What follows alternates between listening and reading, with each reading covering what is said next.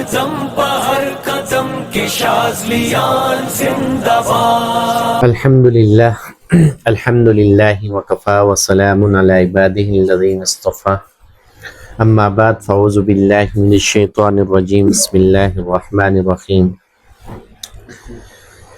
مٹا دے اپنی ہستی کو اگر کچھ مرتبہ چاہیے کہ دانہ خاک میں مل کر گلے گلزار ہوتا ہے۔ اللہ کا فضل کرم احسان فی نفسی زمانہ ہم سب کے اوپر، کہ اس کی توفیق کے ساتھ ہم جمع ہو رہے ہیں شب جمعہ کو۔ مقصود اور مطلوب اللہ رب العزت کی رضا ہے، اور اللہ رب العزت مبارک نام کے ساتھ جوڑنے کا مقصد بھی یہی ہے کہ ہم اپنے مقصود کو پہچان کر اللہ کے راستے میں محنت کریں،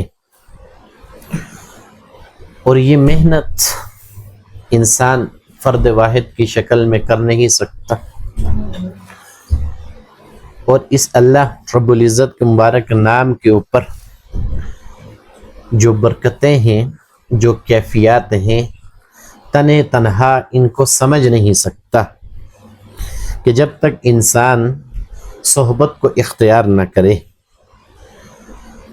عموماً آپ حضرات نے بھی اس چیز کا مشاہدہ کیا ہوگا کہ بہت سارے لوگ ایسے جو خود سے کثرت ذکر کرنے والے اپنے آپ سے باہر ہو جاتے ہیں، یا ذکر کا غلبہ ان کے اوپر آتا ہے تو دل کے اندر جذب کی کیفیت نہیں ہوتی، تو جذب کی کیفیت نہ ہونے کی وجہ سے اس نور کو جو اس ذکر کے ساتھ جڑا ہوتا ہے انسان برداشت نہیں کر سکتا۔ جب برداشت نہیں کر سکتا تو اکثر مغلوب العقل ہو جاتے ہیں، اور ان کی عقل کے اوپر پردہ پڑ جاتا ہے، اور معاملات ان کی سمجھ سے باہر ہو جاتے ہیں۔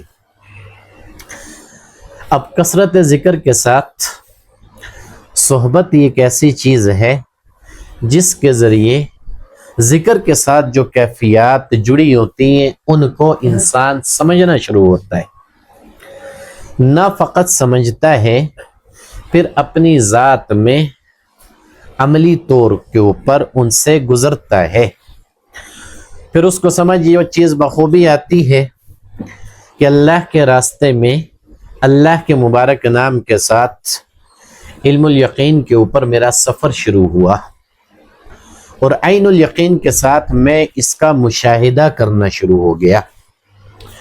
اور یہ یاد رکھیے گا، ذکر کے ساتھ جب یہ کیفیت انسان کے اوپر آتی ہے تو بہت سارے یہ سمجھتے ہیں کہ شاید عین الیقین اس چیز کا نام ہے کہ ہم آنکھیں بند کریں گے تو ہر چیز کا مشاہدہ ہونا شروع ہو جائے گا، ہر چیز ہمیں دکھائی دینا شروع ہو جائے گی۔ تو یہ زیادہ تر انسان کا تصور بنتا ہے اس کے اوپر۔ اس کے اندر ہمارے حضرت شیخ جو مثال دیا کرتے ہیں کہ جب آپ کثرت ذکر کرنا شروع ہو جاؤ، آپ کی زبان چلنا شروع ہو جائے، اور وہ انوارات آپ اپنے وجود کے اندر محسوس کرنا شروع ہو جاؤ، جب اللہ رب العزت آپ کو کسی بھی چیز کا مشاہدہ کروائیں، بند آنکھوں کے ذریعے ہو یا دل کی کیفیات کے ذریعے ہو، تو اس میں اس چیز کو پرکھو۔ پرکھنا کس کے اوپر ہے؟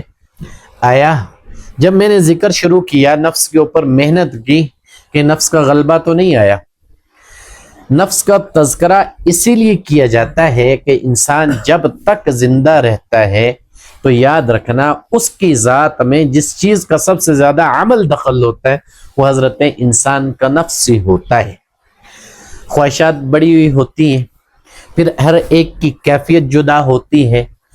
بعض نفس کسی کیفیت میں ہلا ہوا ہوتا ہے، چاہے وہ گناہ کی ہو، چاہے وہ بدکاری کی ہو، چاہے وہ بد اخلاقی کی ہو، کسی بھی طرح کی کیفیت ہو، اب وہ ہر انسان کے نفس کے ساتھ جڑی ہوئی ہوتی ہے۔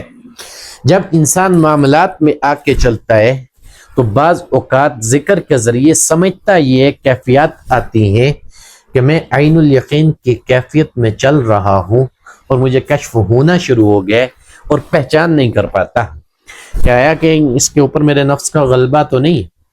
یعنی آسان لفظوں میں آنے والی کیفیت 3 درجوں سے گزرے گی، یا نفسانی ہوگی، یا شیطانی ہوگی، یا رحمانی ہوگی. اب کامل سالک وہی ہوتا ہے رائے سلوک کے اندر کہ جب اس نے آ کے محنت کرنا شروع کی نفس کے اوپر، تو اس کا نفس اس کی ذات کے اوپر اس صورت کے اندر کھلنا شروع ہو جائے کہ اپنے نفس کی کیفیات کو پہچاننا شروع ہو جائے. ہر انسان تو بخوبی آگاہ ہوتا ہے اپنی خامیوں سے بھی اور خوبیوں سے بھی، اپنی کمزوریوں کی بھی جانتا ہے اور پہچانتا ہے، بس وقت مان نہیں رہا ہوتا، اقرار نہیں کر رہا ہوتا. اللہ کے نام کے ساتھ جڑنے کے بعد سب سے پہلی یقینی حقیقی کیفیت جو حضرت انسان کے وجود کے اوپر آتی ہے، ایمان کا درجہ اللہ بڑھا کے جب اس کی ذات کو اس کو سمجھانا شروع کرتا ہے، جو اس کی اپنی کیفیت ہوتی ہے اس کو وہ ماننا شروع کر دیتا ہے جن کو وہ مان نہیں رہے ہوتا، اور ان کو وہ جاننا شروع کر دیتا ہے حقیقی معنوں میں جن کو جانتے ہوئے بھی نہیں جان رہا ہوتا ہے، اور حقیقی معنوں میں پہچاننا شروع کر دیتا ہے کہ جن کو پہچان تو رہا ہوتا ہے ان کا اقرار نہیں کر رہا ہوتا. جب ذکر کا غلبہ آنا شروع ہو گیا، انوارات وجود نے جذب کرنا شروع کر دیے، اب وہ پہچان حاصل کرنا شروع کر دے گا. اب اس کو پتا چلے گا ذکر کے ساتھ جو کیفیت وجود کے اوپر آئی، آیا نفسانی ہے، شیطانی ہے یا رحمانی ہے. اب یہاں ہر سالک کو گزارا جاتا ہے، یہ یاد رکھنا، کوئی اس سے خالی نہیں ہوتا. میں بارہا آپ کو بتا چکا ہوں، انسان معاشرے کا اثر بھی رکھتا ہے وجود کے اوپر، نفس کا اثر بھی رکھتا ہے، اور شیطان کا اثر بھی اس کے وجود کے اوپر ہوتا ہے. جب ذکر اللہ کے ساتھ جڑتا ہے اور حقیقی کیفیت رحمانی تک اس نے پہنچنا ہوتا ہے، اس راہ کے اندر چلتے ہوئے تو نفس کی کیفیت کی بھی پہچان کرے گا اور شیطان کی کیفیت کی بھی پہچان کرے گا، پھر جا کے رحمان تک پہنچے گا. اب ہر انسان بخوبی موازنہ کر سکتا ہے کہ ذکر اللہ کے ساتھ محنت کرتے ہوئے، اللہ کی یاد سے دل کو آباد کرتے ہوئے میں نے اپنی ذات کے اوپر عمل کتنا کیا، میں نے اپنی ذات کو اللہ کے حضور پیش کتنا کیا. اسی وقت یہ ذکر انسان کو فائدہ پہنچاتا ہے جب تک ان چیزوں کی پہچان اپنی ذات کے اندر نہیں کرتا. اسی لیے کہا جاتا ہے کہ راہ طریقت جو ہے مشکل ترین راستہ ہے. یہاں اس نے دوسرے کو عمل نہیں کروانا ہوتا، سب سے پہلے اپنی ذات کو عمل کے میدان سے گزارنا ہوتا ہے. یہ بنے گا تو دوسروں کو بنائے گا، یہ پہچانے گا تو پھر دوسروں کو پہچان کروائے گا. اس کو معرفت حاصل ہوگی تب جا کے دوسروں کو اس راہ پہ چلا پائے گا. اگر خود سے حاصل نہیں ہوتی، دن رات ایک کر لے، بارہا تکرار کرتا رہے، تو اس چیز کا حصول جو حقیقی کیفیت ہے انسان وہاں تک پہنچ نہیں پاتا، یہ اس کے لیے مشکل ہو جاتا ہے. باقی علاج اور معالجہ اس سلسلے کا خاصہ ہے. میں نے اکثریت دیکھا ہے کہ بہت سارے لوگ علاج و معالجے کی وجہ سے آ کے جڑتے ہیں. کیوں؟ اللہ کے نام کی تاثیر موجود ہوتی ہے اور وہ برکت دوسرے تک پہنچتی ہے، اور بیائی نہیں نبی علیہ الصلوۃ والسلام کے اس فرمان کے مطابق انسان چلتا ہے کہ لوگوں میں سے بہترین شخص وہ ہے جو دوسروں کو نفع پہنچانے والا ہو. اب آپ کے اوپر یہ کیفیت آئی کہ آپ کی کیفیت دوسرے کے اوپر گئی اور دوسرے کے لیے شفا کا باعث بنی، اللہ نے اس کے اندر شفا کا امر رکھا. اب بہت سارے لوگ اس چیز کو جانتے نہیں ہیں، پہچانتے نہیں ہیں. اب یہ ساری چیزیں شریعت کے اندر موجود ہیں. یاد رکھنا، صحابہ کرام نے علاج معالجہ کیا، حضور علیہ الصلوۃ والسلام نے علاج معالجہ کیا. اب یہ بھی دین کا حصہ ہے، کوئی دین سے باہر نہیں ہے، بلکہ باقیوں سے سخت ہے، باقیوں سے جدا ہے، باقیوں سے منفرد ہے اور باقیوں سے نرالا ہے. اس لیے کہ ہر آدمی کر نہیں سکتا، ہر آدمی اس میدان میں آ نہیں سکتا، آ کے بھی ہر انسان کامیاب ہو جائے یہ ہو نہیں سکتا. اس کامیابی کے لیے اس نے اپنے نفس کو شکست دینی ہے، اس نے اس کو پاک اور صاف کرنا ہے، اپنے دل کو صحیح معنوں میں اللہ کی یاد سے آباد کرنا ہے، پھر انسان جا کے کامیاب ہوتا ہے. ظاہری تقویٰ نہیں ہوگا، ظاہری تقویٰ نہیں چلے گا. یہ بات یاد رکھنا کہ انسان کا عمل کچھ ہو اور انسان کی زبان کے اوپر کچھ ہو یہ ایسا ہرگز نہ ہوگا جب تک کہ دونوں چیزوں کے اندر مطابقت پیدا نہ ہو جائے کہ اس کے قول اور فعل ایک نہ ہو جائیں تب تک اس کو فائدہ نہیں پہنچتا. اکثریت اس لیے ناکامی ہوتی ہے کہ اتنا اللہ اللہ کرنے کے باوجود بعض اوقات انسان اس علاج و معالجے کے اندر مار کھا رہا ہوتا ہے کہ اس سے ہو نہیں رہا ہوتا ہے تو یہ کمزوری انسان کی اپنی ہوتی ہے. اس کے قول اور فعل کے اندر مطابقت نہیں ہوتی. مطابقت نہ ہونے کی وجہ سے وہ جو برکت اللہ نے اس اپنے نام کے اوپر رکھی ہے اس کا حصول اس کو پورے طریقے کے اوپر نہیں ہوتا. یا دعوے دار بہت بڑا بن جاتا ہے جو جانتا بھی نہیں ہے. نفس کا غلبہ تو رہتا ہے نا, میں آپ کو کہا چاہے وہ خیر کے کاموں میں ہو چاہے شر کے معاملے میں ہو, خیر کے کاموں میں بھی ہوگا تو بعض اوقات انسان بڑا دعوے دار بن جاتا ہے کہ نہیں میں یہ بھی کر لیتا ہوں وہ بھی کر لیتا ہوں, فلاں چیز بھی ہو جاتی ہے. لیکن عملی میدان میں جب ایسا موقع آتا ہے تو انسان وہاں ناکام ہو جاتا ہے. وہ ناکامی کی وجہ یہ ہوتی ہے کہیں نہ کہیں بڑائی کا وصف, کہیں نہ کہیں کبر کا وصف اس کے وجود کے اندر موجود ہوتا ہے جو اس نے اپنے ذات سے دور ہی نہیں کیا ہوتا. یہاں جب آپ آئے ہو مقصود اور مطلوب اللہ کی رضا کو رکھا ہے تو عزیزان من یاد رکھیے گا یہاں میرا آپ کا ہر ایک کا عمل لوٹے گا بھی اللہ کی طرف. جب عمل میں اور آپ اللہ کی طرف لوٹائیں گے جو خیر اس کے ساتھ جڑی ہے پھر وہاں سے اس خیر کو پائیں گے. جب وہ خیر ہمارے پاس آئے گی تو الحمدللہ پھر دوسروں کو نفع پہنچاتی ہوئی نظر بھی آئے گی. تو یہ سب سے بڑی چیز ہے اس کے اندر کہ چلتے ہوئے کسی کی صحبت اختیار کرتے ہوئے جب اللہ کے نام کے ساتھ محنت کر رہا ہے, جب نفس کو بنانا چاہ رہا ہے, جب نفس کو سمجھنا چاہ رہا ہے, جب نفس سے علم کو حاصل کرنا چاہ رہا ہے تو علم کی مطابقت میں عمل کا کرنا ضروری ہوگا اس سالک کے لیے, ہر ایک کے لیے نہیں. یہاں جو انسان آیا یوں سمجھو وہ سودا کر بیٹھا, اس کے بدلے میں تو جنت ہے. ویسے بھی قرآن حکیم بیان کرتا ہے ان اللہ اشترى من المؤمنین انفسهم واموالهم بان لهم الجنہ. انسان اللہ کے نام کے ساتھ جڑتا ہے اس مقصد کے لیے کہ میں مومن بن جاؤں, میرا ایمان بڑھ جائے, میرا ایمان بن جائے اور مومنین والی صفات کا حصول مجھے ہو جائے. جب مومنین والی صفات کا حصول اس کو چاہیے تو قرآن حکیم یہی بیان کر رہا ہے کہ یاد رکھو جو مومن ہوگا اس نے اللہ کے ساتھ سودا کر لیا ہے. ان اللہ اشتری من المؤمنین انفسهم, کس چیز کا سودا کیا ہے؟ اپنے نفسوں کا, اپنی جان کا, اپنے مال کا.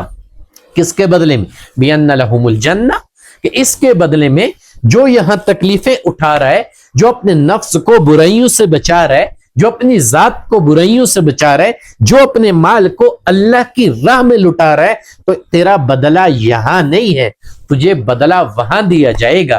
اس لیے تیری ذات کو یہاں صبر کرنا سکھایا جا رہا ہوتا ہے, اس لیے یہاں تجھے تیری ذات کے اندر شکر کرنا سکھایا جا رہا ہوتا ہے.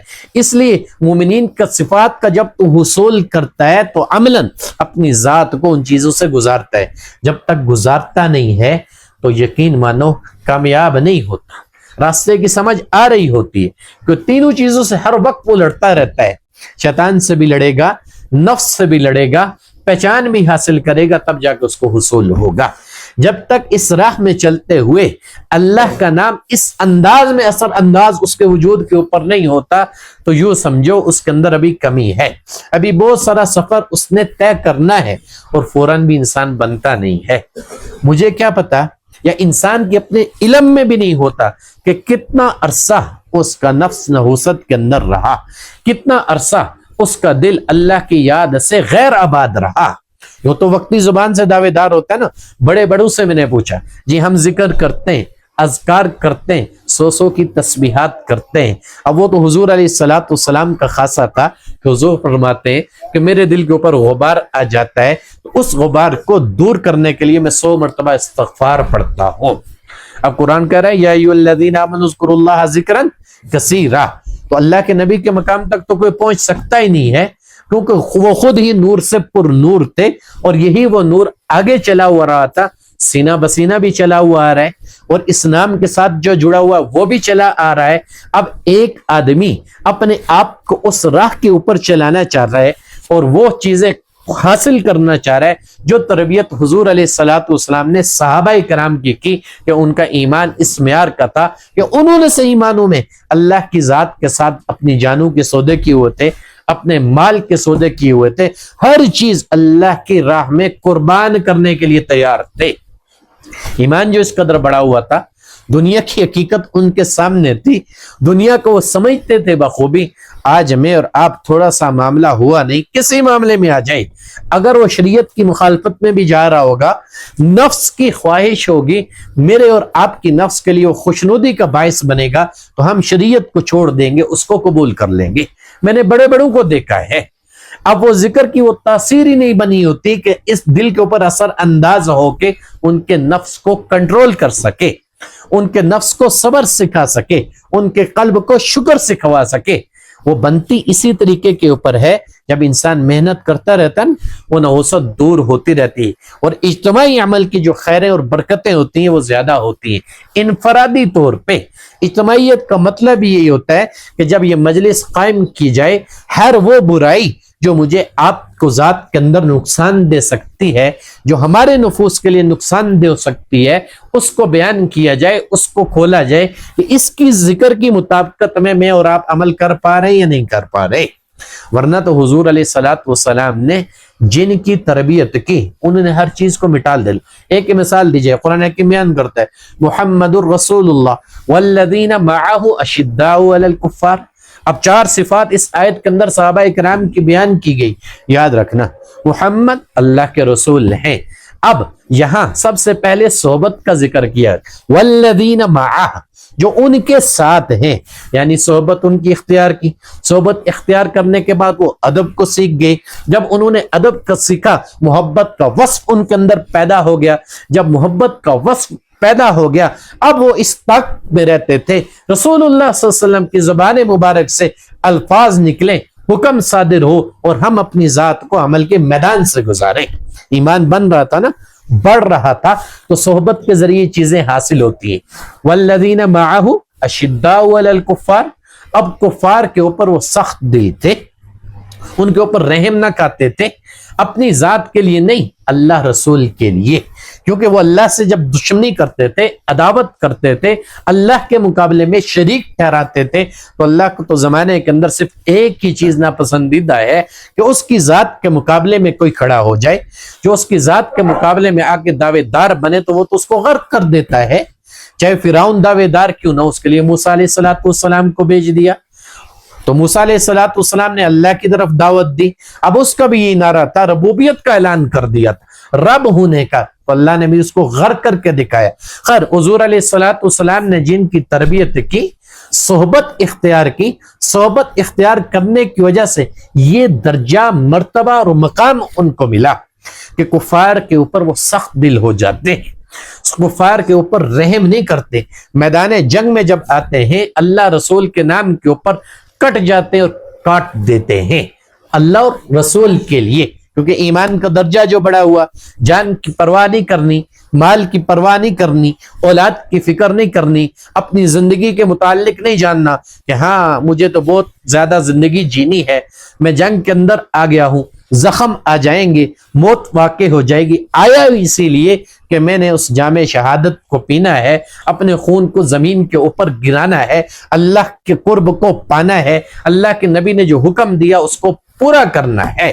اب کفار کے اوپر وہ نرمی نہ کرتے تھے، اس معاملے کے اندر جملہ صحابہ کے اندر سختی تھی، چاہے جس حالت میں بھی ہوتے، ایمان ان کے دل میں آ گیا، اب اس ایمان کو بڑھانے کے لیے، اس ایمان کو تکمیل تک پہنچانے کے لیے جو ان سے ہو سکتا تھا اس کے درجے کو بڑھایا جائے، حضور علیہ السلام کی اتباع کیا کرتے تھے۔ اب وہ یہ تو بڑے درجے کی بات ہے، میں اور آپ نفس کو بنانے کی کوشش کر رہے ہیں، میں اور آپ نفس کو جاننے کی کوشش کر رہے ہیں، میں اور آپ نفس کو پہچاننے کی کوشش کر رہے ہیں، میرے اور آپ کے عمل کے اندر وہ درستگی پیدا نہ ہوئی ہے جو مومن کے لیے ضروری ہوتی ہے، تاکہ اس کے اندر حسد نہ ہو، تاکہ اس کے اندر بغض نہ ہو، تاکہ اس کے اندر کینہ نہ ہو، تاکہ اس کے اندر ریا نہ ہو، کسی کے ساتھ ظلم نہ کرتا ہو، کسی کا حق نہ کھاتا ہو، غرض جو بھی اللہ رب العزت نے حقوق اس کے ذمے لگے ان کو پورے کا پورا ادا کرتا ہو۔ یہ انسان کے اندر کمزوریاں ہوتی ہیں، جیسے نفس گناہوں کے اندر مبتلا ہوتا ہے اور بعض چیزیں تو ایسے ہی کروا رہا ہوتا ہے اس سے، اور باقاعدہ طور پہ انسان گناہ میں مبتلا ہو کے بھی اس کو گناہ ہی نہیں سمجھ رہا ہوتا، دوسرے کا حق کھا کے اس کے اوپر فخر کر رہا ہوتا ہے، ایمانت کے اندر خیانت کر کے اس کے اندر فخر کر رہا ہوتا ہے، غرض جو بھی اس کی نفس کی خواہش ہوگی اس کی خوشنودی کے لیے عمل کر رہا ہوتا ہے اور جیے جا رہا ہوتا ہے، اور یہ فکر ہی نہیں ہوتی کہ کب میرے نام کی منادی کروا دی جائے گی، کب مجھے قبر کے اندر اتار دیا جائے گا، پتہ نہیں میرا انجام آگے کیا ہونا ہے، فی الوقت دنیا کے اندر ہے، اسی دنیا کی زندگی کے اندر نفس کو ہلانے کی وجہ سے مشغول ہو گیا اور اسی کے اندر اس نے کامیابی سمجھ لی۔ یہ تو قرآن حکیم نے کفار کے متعلق کہا گیا کہ وہ کل قیامت والے دن افسوس کریں گے، یا لیتنی کنت ترابا، کاش میں مٹی ہوتا، وہ افسوس کریں گے۔ مومنین کے لیے افسوس منع کیا گیا ہے، مومنین کے لیے نا امیدی کفر کے ساتھ تعبیر کی گئی ہے کہ اللہ کی رحمت کے اوپر ان کو امید ہوگی، چھوٹے سے چھوٹا بڑے سے بڑا گناہ کیا ہوگا، ماں سوائے اللہ کی ذات کے مقابلے میں شرک نہ کیا ہوگا، اللہ کے حضور پیش ہوں گے، اپنے آپ کو پیش کریں گے، اللہ سے معافی مانگیں گے، صدق کے دل کے ساتھ آئیں گے، نیت درست کر کے آئیں گے، اللہ ان کو معاف ضرور کرے گا۔ اور گناہگاروں کے اوپر یاد رکھنا اللہ کی رحمت زیادہ وسیع ہوتی ہے۔ جب گناہگار اپنے تمام گناہوں کو لے کے اپنے عاجزی اور کمزوری کے ساتھ رب کے حضور ہاتھ اٹھاتا ہے، اس کے ہاتھ اٹھنے سے پہلے اللہ کی قسم اس کی رحمت متوجہ ہو جاتی ہے۔ یہ رحمت متوجہ ہوتی ہے تو توفیق ملتی ہے، یہ رحمت متوجہ نہ ہو تو کبھی توفیق نہیں ملتی۔ اس لیے آج جو آپ یہاں آ بیٹھے ہو خود سے نہیں آئے ہو، اللہ نے بھیجا ہے تو آئے ہو۔ آج جو آپ کی زبانوں کے اوپر اللہ کا نام چل رہا ہے خود سے نہیں ہو رہا، وہ چلا رہا ہے تو چل رہا ہے۔ آج جو آپ کے دل کے اندر اللہ رسول کی محبت پیدا ہو رہی ہے خود سے نہیں ہو رہی، وہ چاہ رہا ہے تو ہو رہی ہے، تو اس نے آپ کو اپنے نام کے ساتھ جوڑ دیا۔ جب اس نے آپ کو اپنے نام کے ساتھ جوڑا تو عزیز ساتھیوں، کمزوریوں کا دور کرنا میرے اور آپ کے ذمہ ہے۔ اب صحابہ کرام کی بات کر رہا تھا تو پہلی صفت بیان کی کہ حضور کی صحبت میں ہے، دوسری بیان کی کفار کے اوپر سخت ہیں۔ اب تیسری چیز قرآن حکیم کرتا ہے، تراہم رکعا سجدا، تو دیکھے گا کبھی ان کو رکوع کی حالت کے اندر، کبھی تجھے نظر آئیں گے سجود کے اندر۔ اب صحبت میں رہنے سے معاملہ کیا بنا؟ ٹھیک ہے، آپس میں ان کی رحم دلی پیدا ہوئی، پہلی صفت۔ دوسری صفت یہ آئی کہ وہ کفار کے مقابلے میں سخت ہو گئے۔ تیسری صفت یہ پیدا ہو گئی کہ وہ عبادت گزار بن گئے۔ اب عبادت گزار بننے کے بعد ان تمام معاملات کے اندر ان کا مقصود اور مطلوب کیا ہے؟ یبتغون فضلا من اللہ ورضوانہ، ان کو کوئی لالچ نہیں ہے، کوئی ہرس نہیں ہے، کوئی امید نہیں ہے سوائے اس کے کہ اللہ کا فضل تلاش کرتے ہیں۔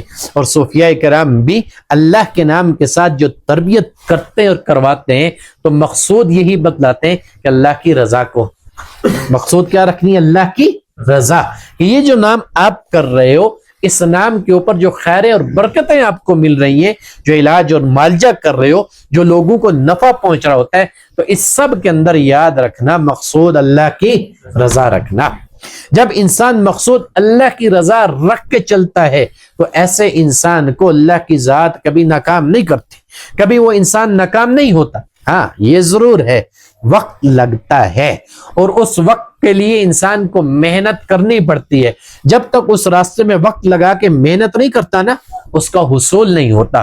وقت نہ لگا ہوا ہو، اللہ کی قسم انسان کو علم کی بھی سمجھ نہیں آتی، انسان کو عمل کی بھی سمجھ نہیں آتی۔ یہ کمزوریاں در کمزوریاں اس کے وجود کے اندر واقع ہوتی ہیں، اور اسی لیے اللہ نے جہاں رسول اللہ صلی اللہ علیہ وسلم کا ذکر کیا، جہاں ان کے یاروں کا ذکر کیا، تو ساتھ میں یہ کہا والذین معہ، کہ جو ان کے ساتھ ہیں۔ ساتھ ہونے سے کیا مطلب ہے؟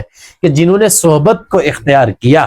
اب یہاں بھی جو صحبت اختیار کروائی جاتی ہے اپنی ذات کے لیے نہیں ہوتی ہے، یہ صحبت اسی لیے اختیار کروائی جاتی ہے کہ جیسے تربیت حضور علیہ الصلوۃ والسلام نے صحابہ کرام کی، جیسے ان کی اخلاقیات کے اوپر محنت کی، جیسے ان کے کردار کے اوپر محنت کی، جیسے ان کے عمل کے اندر درستگی پیدا کروائی، تو یہاں بھی جو صحبت کو انسان اختیار کرے گا تو اللہ تعالیٰ اس کے اخلاق کو بھی اعلیٰ کر دے گا، یہاں اللہ اس کے کردار کو بھی بنا دے گا، اور یہاں اس کے عمل کے اندر بھی درستگی پیدا ہوگی۔ کسی کو کہنے کی ضرورت نہیں پڑے گی مول صاحب نماز پڑھ لو، کسی کو کہنے کی ضرورت نہیں پڑے گی صدقہ کرو، کسی کو کہنے کی ضرورت نہیں پڑی نیکی والا کام کرو۔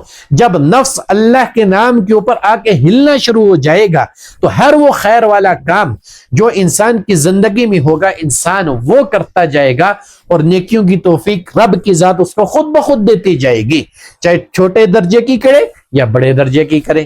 یہ ضروری نہیں ہے تو بہت بڑی سے بڑی نیکی انسان کرے، جس جگہ میں انسان کو اللہ نے رکھا ہوا ہو جتنی اس کی حیثیت ہو اس حیثیت کے مطابق بھی کر لے، اور نیت فقط اللہ کی رضا ہو، اللہ اسی نیکی کی برکت سے اللہ اس کے لیے بہت ساری خیر کی راہیں کھول دیتا ہے۔ اور یہاں تو کھولتا ضرور ہے، یہ کیا کم نیکی ہے کہ اس کا نام ہی زبان کے اوپر آ رہا ہے، دن رات انسان کر رہا ہے، وجود کے اوپر جو شیاطین مسلط ہیں ان کی نحوست بھی ہٹ رہی ہے، بیماریوں سے بھی انسان بچ رہا ہے، اور دل بھی اللہ کی یاد سے آباد ہو رہا ہے۔ یہ تو سب سے بڑا کمال درجہ ہے، کیونکہ ایسا دل جو اللہ کی یاد سے آباد ہو اس دل کا خاص اللہ انتخاب کرتا ہے۔ یہ زمانے کے اندر ایسے لوگ رہیں گے کہ جن کے دل ہماری ذات کے لیے ہوں گے، اور ایسے دل خاص ہوتے ہیں۔ یہ مت سمجھنا ضروری نہیں ہے کہ آپ میں سے ایک ہزاروں کی تربیت کرے، آپ میں سے ایک لاکھوں کی تربیت کرے۔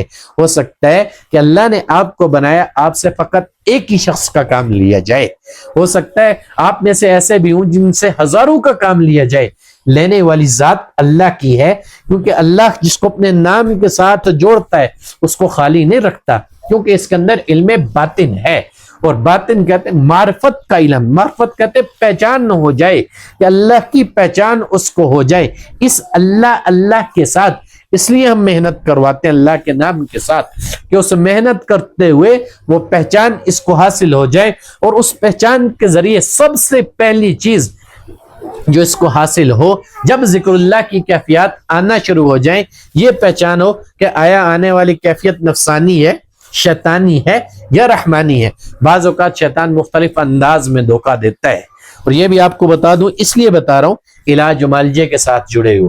کسی کے اوپر آئے گا حاضر ہوگا، اب حاضر ہوگا میں آ گیا ہوں، اچھا فلاں کے اوپر جادو چل رہا ہے، فلاں کے اوپر یہ ہو رہا ہے، فلاں، اب بن کے بزرگ آئے گا، کون ہے جی؟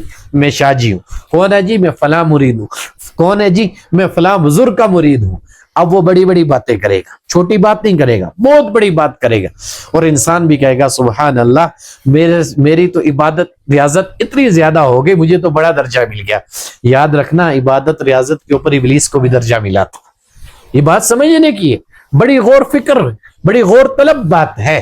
عبادت اور ریاضت کے اوپر ہی ملا نا، عبادت اور ریاضت کے اوپر ملا، لیکن ایک وصف موجود تھا، کبر کا مادہ، جس کی وجہ سے اللہ نے ملعون قرار دیا۔ ایسے ہی جب علم باطن کے اوپر آپ چلو گے تو مختلف انداز میں مختلف طریقہ کار کے اوپر دھوکہ دے گا۔ اب کیا ہوگا جی؟ حاضر ہو گیا، بظاہر کلمہ بھی پڑھ رہا ہوگا، بظاہر یہ بھی کہے گا یہ آیت پڑھو، فلاں کرو فلاں کرو۔ اب آپ نے جو آپ کو پہچان حاصل ہوگی آپ کے علم کے ذریعے، بعض اوقات انسان کو اسی کی چیز میں آ کے وہ گرتا ہے، اس کے اوپر اسی کی چیز کا تصرف مارتا ہے، جس میں انسان آ کے پھنستا ہے، اور وہ کہتا ہے سبحان اللہ بھائی، اچھا میری اولاد کے ساتھ بہت بڑا موکل آ گیا ہے، بہت بڑا بزرگ آ گیا ہے، اب اس بزرگ کے ذریعے فلاں ہو گیا فلاں ہو گیا۔ اور آپ یقین مانو جب آپ غور کرو گے تو وہی فتنے کا باعث بن رہا ہوگا۔ اچھا فتنہ کیسے کرے گا؟ ایسے کرے گا، تیرے اوپر فلاں نے سحر کر لیا، کروانے والی تیری پھپھی ہے، کروانے والی تیری خالہ ہے، کروانے والی تیری فلاں ہے، اور ایسے مکر و فریب کے ذریعے انسان کو دھوکہ دے گا۔ وہ کہے گا اوہو میں تو پھنس گیا ہوں۔ اب ایمان خراب کرے گا، نیت کے اندر خرابی واقع ہوگی، اور دوسرے کے اوپر بہتان باندھنا شروع ہوگا کہ آج تک تو مجھے نقصان پہنچانے والا یہی ہے، جبکہ اس چیز کو نہیں دیکھے گا کہ جو اس کے ساتھ اتنی بڑی چیز آ گئی ہے، مجھے پہچان وہ ہے یا نہیں کہ میں اس کی پہچان کر سکوں کہ آیا اس کے نفس کی یہ کیفیت چل رہی ہے، آیا شیطان کا اس کے اوپر تصرف ہے، اور جو رحمان کی طرف سے ہوتا ہے یاد رکھنا اس کے اندر فقط خیر ہی خیر ہوتی ہے۔ اس کا جب معاملہ انسان کے وجود کے اوپر آتا ہے، یہ یاد رکھنا دو ہی کیفیات چلتی ہیں، جب آئے گی وہ کیفیت بنے گی انسان کی ذات کے اوپر، پھر وہاں سے علم کا اظہار ہونا شروع ہو جائے گا، وہ سوائے علمی باتوں کے کوئی اور بات نہ کریں گے، کسی کو الزام نہ دیں گے۔ شریعت نے جن چیزوں کی ممانت کر دی کبھی بھی ان کو بیان نہ کریں گے. لیکن جس نے فتنہ برپا کروانا ہوگا وہ بزرگ کی شکل اختیار کرے گا, اس کا انداز اپنائے گا, وہ الفاظ بیان کرے گا جس میں انسان آ کے پھنستا جائے گا اور اس کو پتہ ہی نہیں چلے گا کہ وہ کتنے فطروں کے اندر مبتلا ہو گیا ہے. اب ساری غیب کی چیزیں ہیں, آنکھوں سے نظر تو تھوڑا ہی آتی ہیں, لیکن اللہ کے ولی جو تو کر رہا ہے اس کے اوپر تو تیرا یقین کامل ہے. وہ کیفیات تیرے دل کے تو اوپر آتی ہیں, تیرے دل کے اندر تو تجھے سمجھاتی ہیں. کم سے کم راہ سلوک کا تو سالک ہے. جب تو اپنے نفس کا تزکیہ کر رہا ہے, قلب کا تصفیہ کر رہا ہے, تب تو ان کیفیات کو اپنے دل کے اندر سمجھنا. کیا وہ تجھے باطنی بصیرت حاصل ہوئی یا نہیں ہوئی؟ حتیٰ کہ قرآن حکیم کہتا ہے کہ مومنین کے اوپر جب وہ وار کرتا ہے نا, سمجھ میں نہ آئے تو اللہ تعالیٰ ان کو دل سے سمجھانا شروع کر دیتا ہے. میں نے بارہا آپ کو کہا, حضور علیہ السلام کا فرمان اسی لیے انسان کا جو یہ وجود کے اندر خاص ٹکڑا اس لیے ہے کہ یہ اللہ کا عرش بنتا ہے جس کے اوپر انسان اللہ کے ذریعے محنت کرتا ہے. تو عرش کے اندر کسی چیز کوئی چھپی ہوئی نہیں ہوتی. تو یاد رکھو کہ جب کوئی ایسے معاملات آ جائیں کسی کے گھر کے اندر, کسی کے ساتھ بھی, تو ان چیزوں کے اوپر غور و فکر ضرور کرو کہ وہ ہمیں دعوت کس طرف دے رہا ہے. ایک طرف وہ خیر کی طرف دعوت دے رہا ہے اور دوسری طرف کئی گھروں کو اس نے شر کے اندر مبتلا کر دیا ہے. تیرے اوپر فلاں, تیرے اوپر فلاں, تیرے اوپر فلاں, اچھا فلاں, تو کس لیے آیا ہے؟ علاج کرنا. اگر اتنا ہی ہے تو اپنے حال کو کیوں نہیں درست کر رہا؟ تیرے گھر والوں کے حالات کیوں خراب ہوئے؟ تو یہ سارے کے سارے شیطانی تصرف ہوتے ہیں. ہمارے ساتھ یہ معاملہ بذات خود گزر چکا ہے, اس لیے بتا رہا ہوں. زمانے بہت پہلے کی بات, 15 سال پہلے کی بات, ایک ایسا طالب علم آیا کہ مجھے مدرسے کے اندر مختلف جگہوں پہ لے کے جاتا تھا, اور ایسی حالت تھی کہ یہاں سے پتھر ہٹاؤ وہاں سے تعویذ نکل رہا ہے, وہاں سے ہٹاؤ وہاں سے نکل رہا ہے. جب ہم ان چیزوں کے اندر گئے, مولانا جمشید صاحب تبلیغی جماعت کے بزرگ تھے, ان کے پاس میں ایک ہی دفعہ گیا, ملاقات ہوئی, انہوں نے سمجھایا بیٹا شر سے بچو, اللہ حفاظت فرمائے گا. کچھ عمل بھی بتا دیا, وہ عمل کرنا شروع کیا, اس سے جان چھوٹ گئی. ورنہ حاضری کی کبھی کیفیت ہوتی, اچھا میں موسیٰ علیہ السلام کے زمانے کا ہوں, کبھی کیفیت ہوتی میں عیسیٰ علیہ السلام کے زمانے کا ہوں, کبھی کیفیت ہوتی میں فلاں بزرگوں کا بیعت یافتہ ہوں, کبھی کیفیت ہوتی مجھے فلاں چیز کا حصول ہے, میں تمہارے ساتھ ہوں. اچھا بھائی تو اتنا ہے, تجھے وہ چیزیں ملی ہوئی ہیں اور حقیقی معنوں میں تو سچا ہے, تو مجھے بھی تو پہنچا دے. کیا ابراہیم علیہ السلام کے پیچھے آیا تھا یا نہ آیا تھا؟ اسماعیل علیہ السلام کو ذبح مت کرنا.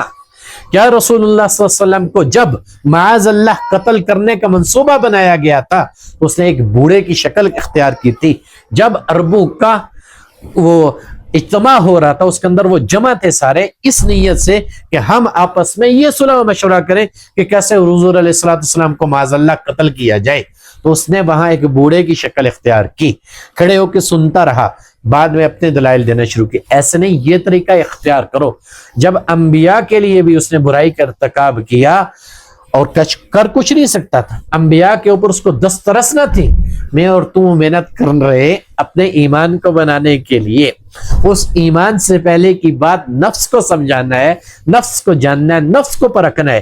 اسی کے اندر ہماری کمزوریاں موجود ہیں, اور یہ یاد رکھنا. چلو اس سے آگے کی ایک اور بات بتا دیتا ہوں. جب انسان کے اوپر کشف کی معاملات آتے ہیں تو اس کی بہت ساری نشانیاں ہوتی ہیں, وہ انسان کے اوپر چلنا شروع ہو جاتی ہیں. وہ سب سے پہلی نشانی کیا ہوگی؟ وہ بات آپ کی زبان کے اوپر اللہ پہلے ہی جاری کروا دے گا, دل کے اندر اس کی کیفیت آنا شروع ہو جائے گی, اور فی الواقعہ اللہ آپ کو اس سے مشاہدے سے گزارے گا کہ آپ کی آنکھوں کے سامنے وہ واقعہ ہو جائے گا. کشف یہ ہوتا ہے, یہ نہیں ہوتا آنکھیں بند کی بس جی خیال ہو رہا ہے سلمان علیہ السلام سے بھی ملاقات ہو رہی ہے, بڑے سے بڑے نبی سے بھی مل رہے ہو, بڑے بڑے صحابی سے مل رہے ہو. جب وہ فیض آئے گا فقط خالی نہ ہوگا, اس کے ساتھ جو علم جڑا ہوتا ہے وہ بھی مندے کو منتقل ہونا شروع ہو جاتا ہے. خیر اس کی نشانیاں بتا رہا تھا. دل کے اندر آئے گا, آنکھوں سے اللہ مشاہدہ بھی کروائے گا, ہاں یہ معاملہ ہوا, آپ کی رویا کے ذریعے بھی وہ چیز آپ کے اوپر کھولی جائے گی. اور بعینہ جو معاملات آپ کے دل کے اندر آئیں گے فی الواقعہ ان سے آپ کو گزارا جائے گا. اس وقت سمجھو کہ آپ کا معاملہ چلنا شروع ہو گیا ہے. اور اس سے بڑھ کے کہ آپ کی توجہ کسی کے اوپر جاتی ہے اور وہ آپ کی طرف متوجہ ہو جاتا ہے. یہ راز یاد رکھنا, آپ کی توجہ کسی کی طرف جاتی ہے تو آپ کی طرف متوجہ ہو جاتا ہے, چاہے کسی ذریعے سے وہ آپ سے کلام کرے، بات کرے، آپ کے دل کے اندر آیا فلاں آدمی، آپ کی توجہ گئی، وہ آپ کی طرف متوجہ ہو گیا، یوں سمجھو آپ کی وہ کیفیت چلنا شروع ہو گئی ہے۔ اب آپ کو آنکھوں سے نظر آئے یا نہ آئے، آپ کی بڑے بزرگوں سے ملاقات ہو یا نہ ہو، جو اس کے اندر اللہ نے رکھا وہ آپ کو پہنچنا شروع ہو گیا۔ اگر یہ نہیں ہوتا نا، باقی تصور ہے آپ کا، تصور باندھتے رہو، تصور میں اپنے آپ کو چلاتے رہو، خیالیوں کی دنیا میں رہو، تو یہی نفس بھی چاہتا ہے۔ اب نفس کی خوشنودی کیا ہے کہ مجھے حصول ہو گیا ہے، مجھے پتہ چلنا شروع ہو گیا ہے، میں جان لیتا ہوں، میں پہچان لیتا ہوں۔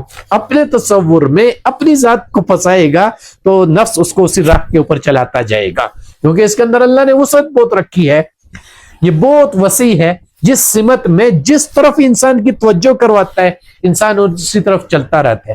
اس کے بعد شیطان ہے، شیطان تو کہتا ہے اچھا ابھی تو یہ نفس کے اندر ہے، اس کو یہی چیز درکار ہے، خیال بھی اس کا اسی کے اوپر بنا ہوا ہے، اب وہ بھی آپ کے اوپر توجہ دینا شروع کرے گا، وہ کہے گا ٹھیک ہے اس کو لگا رہنے دو، اب یہ جس طرف چل رہا ہے جس سمت میں یہ اسی طرف چلتا جائے گا۔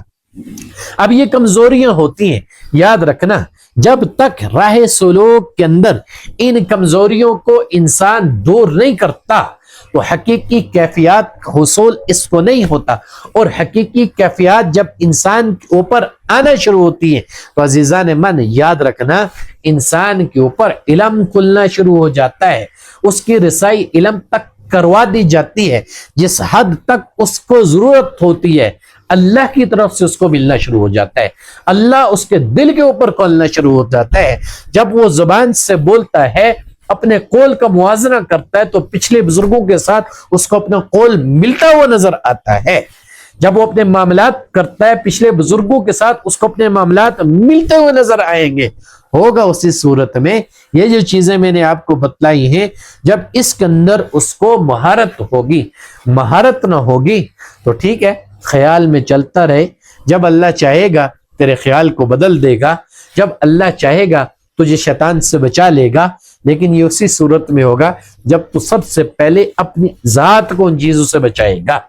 بس یہ صحبت کا مقصد ہی یہی ہوتا ہے کہ ان کی ہر وہ تربیت کی جائے اور کروائی جائے کہ ان کو نقصان سے بچایا جائے، اس اللہ کے ساتھ جو خیریں جڑی ہوئی ہیں حقیقی معنوں میں ان کا حصول ہو ان کو۔ اگر وہ حقیقی معنوں میں حصول نہیں ہوتا تو تصوراتی بن کے انسان چلا جاتا ہے، اور بعض اوقات بازو کی معاملات سمجھ میں نہیں آ رہے ہوتے، جھوٹ بھی بول دیتے، باتوں کو ادھر ادھر گھما بھی دیتے ہیں، تھوڑی سی توجہ کرو تو پھر اللہ کھول بھی دیتا ہے، ان کی زبان کے اوپر وہی معاملات آ جاتے ہیں، انہی کے حالات کھل کے سامنے آ جاتے ہیں۔ یہ ہوتا اسی لیے ہے کہ اللہ کے نام کے ساتھ جڑتے ہوئے یہ برکات بھی اس کے اندر موجود ہے۔ اب ہر انسان نے اپنے آپ کو اپنی ذات کے اندر درست کرنا ہے اس راہ کے اوپر چلتے ہوئے۔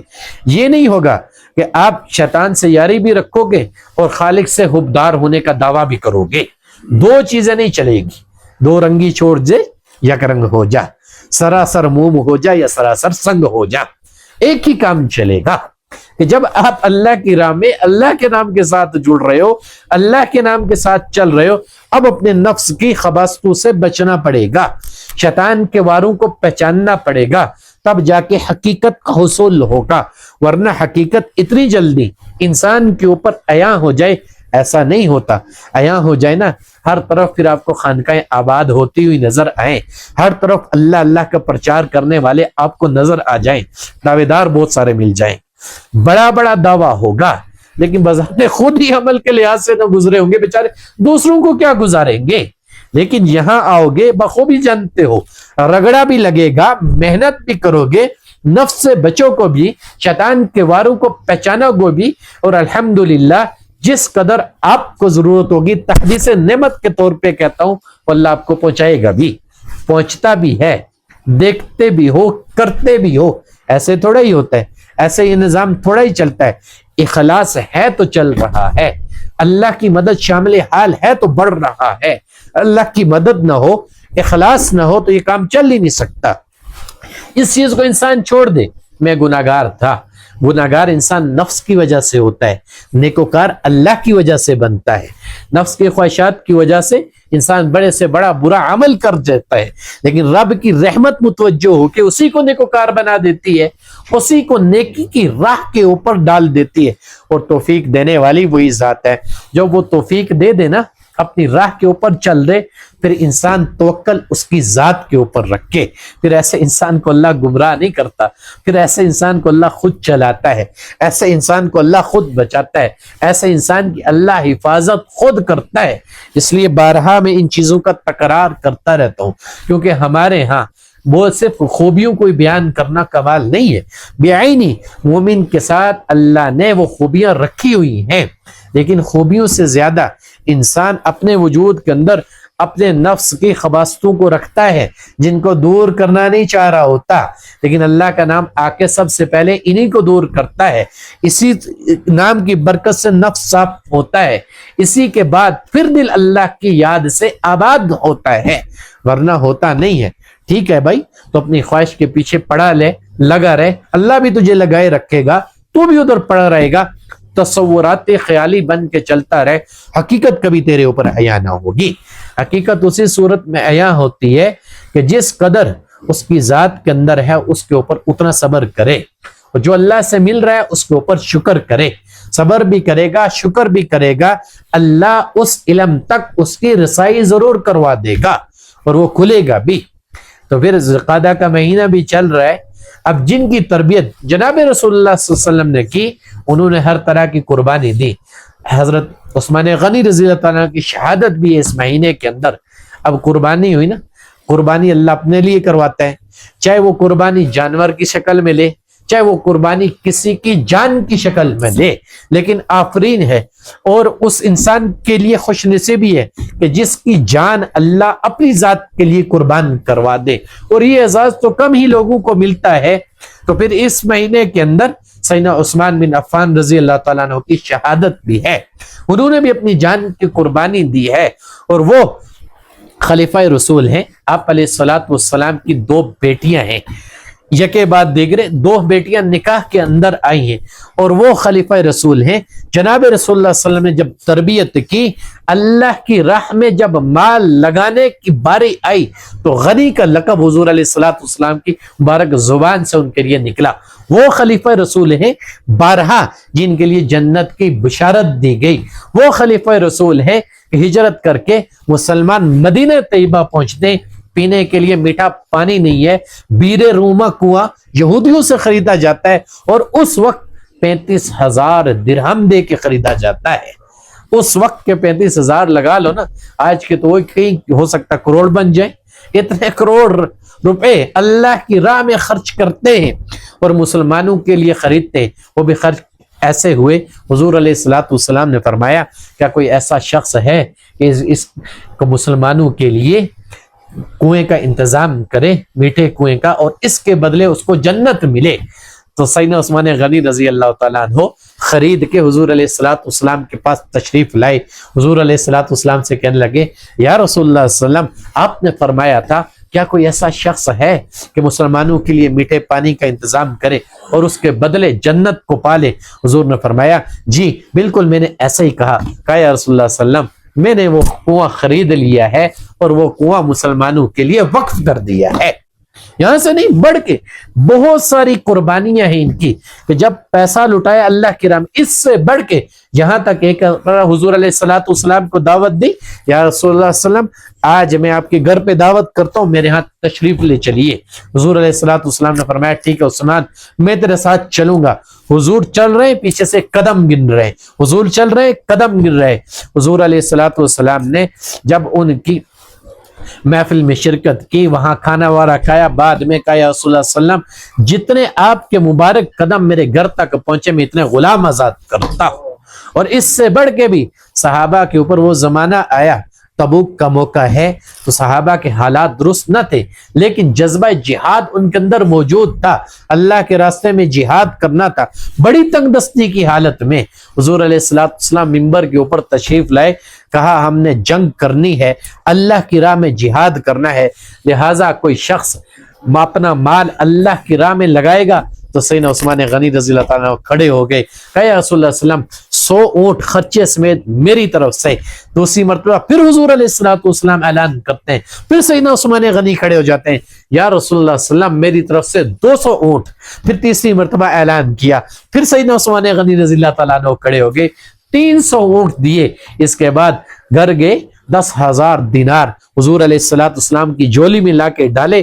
راوی بیان کرتا ہے حضور علیہ السلام نے وہ تھیلی اٹھائی، ہاتھوں سے الٹ پلٹ کرنے لگے، مسکرا کے کہنے لگے عثمان اس کے علاوہ کوئی نفلی عبادت نہ کرے، اللہ نے اس کو بخشنے کے لیے چیزیں کافی کر دی ہیں کہ اللہ کی راہ میں اس طریقے کے اوپر لٹایا۔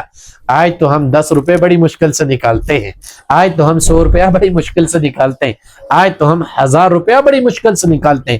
تو جو اللہ والے ہوتے ہیں، یاد رکھنا ان کے اندر کنجوسی نہیں ہوتی، ان کے اندر کمینگی نہیں ہوتی، وہ اللہ کی راہ میں خرچ کرنے والے ہوتے ہیں اللہ کے نام کے اوپر۔ اور یاد رکھنا جو سخی ہوتا ہے وہ اللہ کا دوست ہوتا ہے۔ سخی کون ہوتا ہے؟ اللہ کا دوست ہوتا ہے۔ تو سخیوں کو اللہ بہت پسند کرتا ہے، اللہ ان کے مال کو بھی قبول کرتا ہے۔ چلو سخاوت ہم بھی دیکھ لیں گے، پہلے ہی بتلا دیتا ہوں، اجتماع ہمارا بھی آ رہا ہے، اس کے اندر آپ حضرات بخوبی جانتے ہیں ہم سبھی اپنی رقم اس اجتماع کے اندر لگاتے ہیں۔